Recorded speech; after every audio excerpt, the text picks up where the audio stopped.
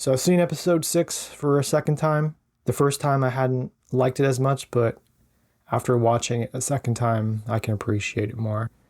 The thing that stands out to me is the fire motif. This episode in particular has direct and indirect references to fire.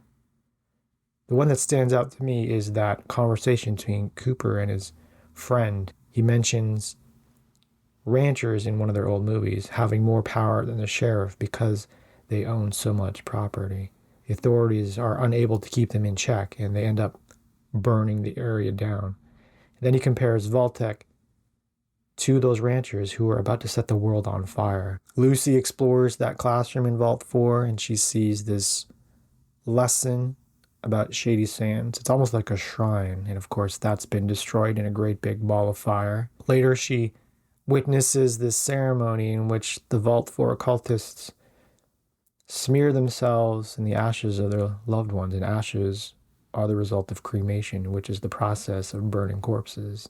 Then the big reveal is that the figure whom they worship is Moldaver, and they refer to her as the Flame Giver or the Flame Mother. I think that name might have been mentioned in a prior episode. At the very end of the episode, Cooper meets up with his friend and they meet at this cemetery, this mausoleum where they do cremations. Another symbolic element in this episode, it's not as obvious, but it's the number 4.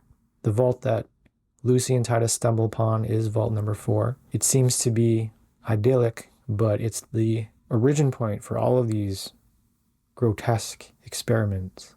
And it's also the vault that Cooper showcases in that flashback commercial. And the significance of the number 4 is that in certain East Asian cultures, the number 4 signifies death. It's not the same in all of East Asia, but China is one of those countries that exhibits what you could call tetraphobia, this aversion to the number 4. In Chinese, as I understand, the word for 4 has phonological resemblance to the word death. People are superstitious about it. China's not explicitly mentioned, maybe for political reasons in the real world, but they are one half of the equation that's led to this universe. As I had expected, this episode is very flashback heavy. I enjoyed the flashbacks. Cooper is more interesting than the ghoul. Give credit to Walton Goggins. He really is playing 2 different characters. I don't really like the ghoul so much. He's too much of an archetype, but his performance as Cooper in the flashbacks has always been nuanced. I like the flashbacks in this episode because they reveal more about that opening scene. They give more context. I think about how those 2 dads at the party gossip about him and why he's doing birthday parties, and then one of the dads says alimony. One of them suspects him or refers to him as being a pinko. And this episode shows maybe that had been true. Maybe he is divorced in that opening scene.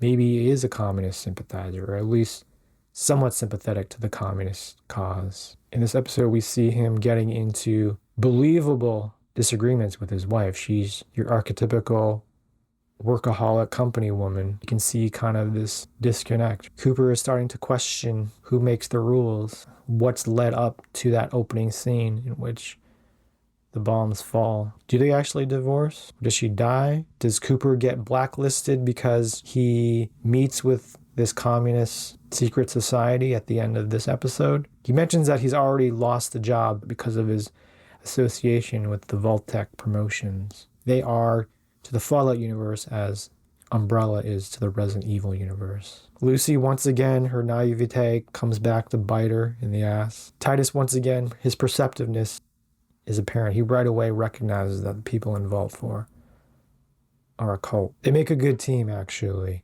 Lucy's pretty book smart, and Titus is pretty street smart. On their own, they get themselves into trouble. Titus is drinking the Kool-Aid. Lucy is captured. She accuses Vault 4 of being crazy, and that woman tells Lucy that her cult is probably the same way. And she's got a point. Vault 33 people don't do experiments, but there's evidence of something sinister. Part of the reason why I hadn't initially liked this episode is that there's too much revealed. The axolotls are, in fact, the result of humanoid experiments. The Vault 4 people are obviously semi-willing participants in experiments. I had seen stills of Titus in the bathrobe and also the still of the Overseer with his one eye. That character is played by Chris Parnell, who voices Cyril in the Archer series. But after watching it a second time, I can appreciate that there's actually more intrigue. It doesn't show everything at once. There's more questions to be answered. I can appreciate how the story cuts back and forth between the present day and the past. For example, Cooper and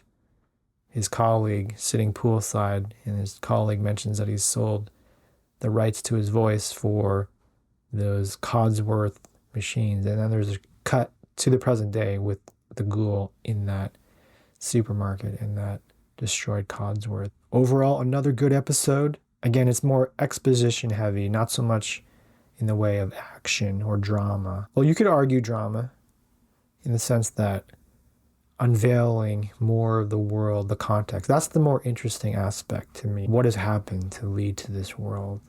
And of course, the big reveal is that Moldaver, like Cooper, they are somehow alive after 219 years. But Moldaver isn't a ghoul like him, so like, how did she survive, and how is she still relatively human? That's it for this episode. I am looking forward to the final 2 episodes and seeing where this season ends.